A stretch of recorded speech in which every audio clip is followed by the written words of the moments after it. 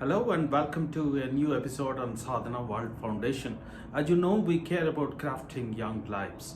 We present them stories drawn from the lessons in history, folk tales, and mythology, which are anchored on moral values. We think that these stories contain a tremendous amount of moral teachings which our young children and adults can inculcate in their lives and become stronger and better human beings.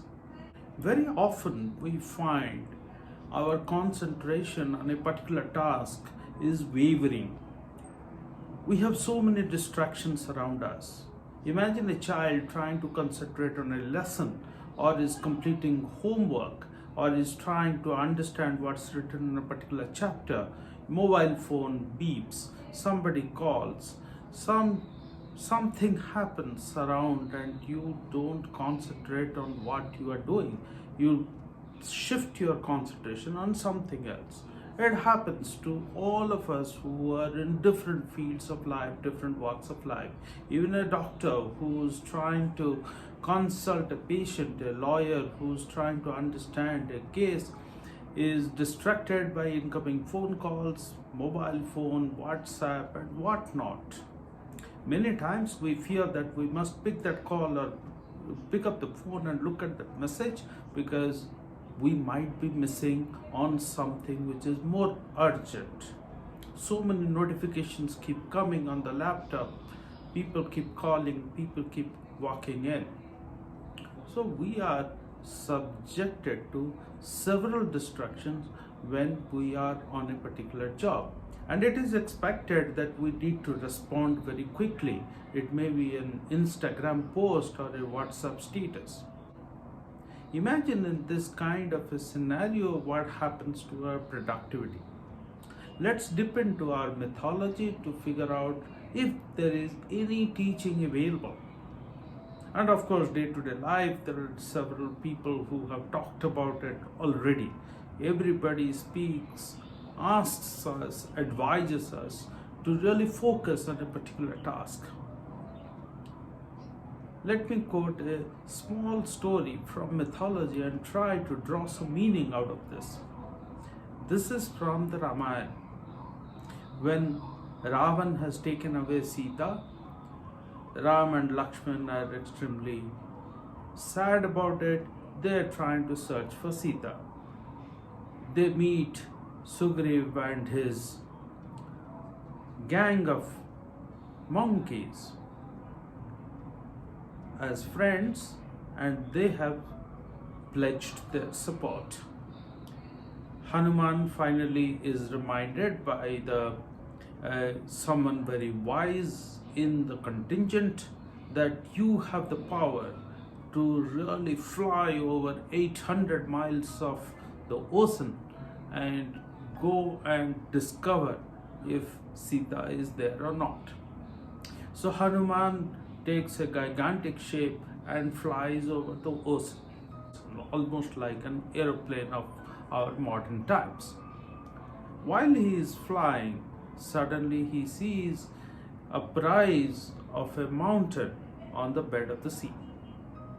This mountain, which is described as Mainak Parbat, which is full of greenery, full of ripe fruits, and it's like a beautiful resort. For a monkey, it's like the paradise. He could have just splurged on all the luxury that Mainak Parbat was offering. So Mainak Parbat comes on the way and offers himself as a resting place to Hanuman. Mainak Parbat says that, "Oh, monkey, you have been flying at a great speed.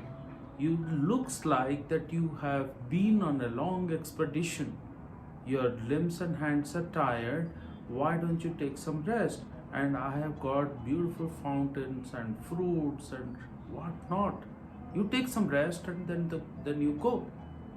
It seems to be very humble invitation, very noble thing to do, to offer rest and some shelter to someone who is traveling over a long distance, and especially when somebody is on a mission. But imagine what Hanuman does. Hanuman thanks Mainak Parbat and says, I am on a mission. I am not tired. I will take rest, but I will take rest after I complete my task. So thank you very much for the offer. You let me go. As of now, I see you as an obstacle on my path. I take a detour and go. Hanuman moves on, and Mainak Parbat then stays where it is.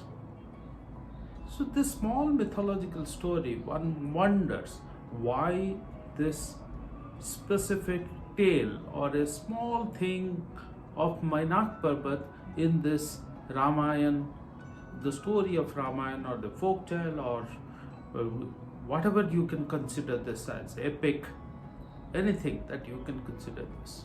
How did this fit and why this has been described?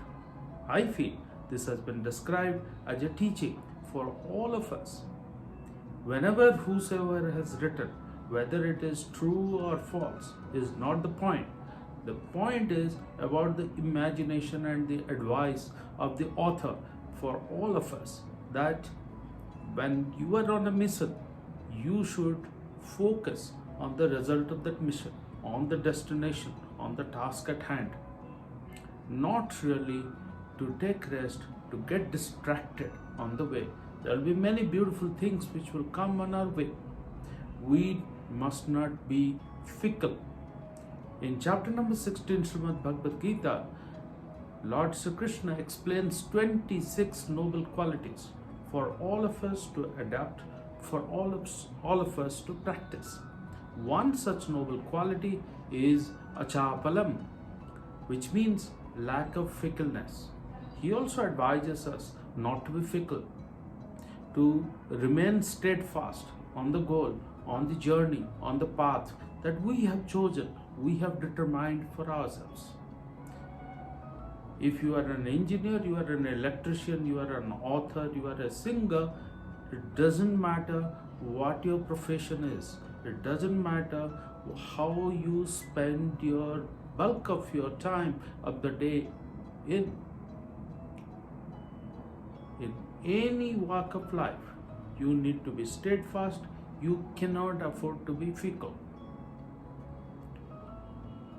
It's very easy to say, hard to practice, but my dear children, my dear friends who are watching this is a reminder for all of us that lack of fickleness or achapalam is one of those virtues we have been told again and again in mythology, in history. The most successful people of our times and the past have always professed this particular quality. I hope that all of us spread these words of wisdom amongst many more people and inspire people to stay focused, be steadfast, and stop becoming fickle. Thank you very much for listening to this. I look forward to our future conversations.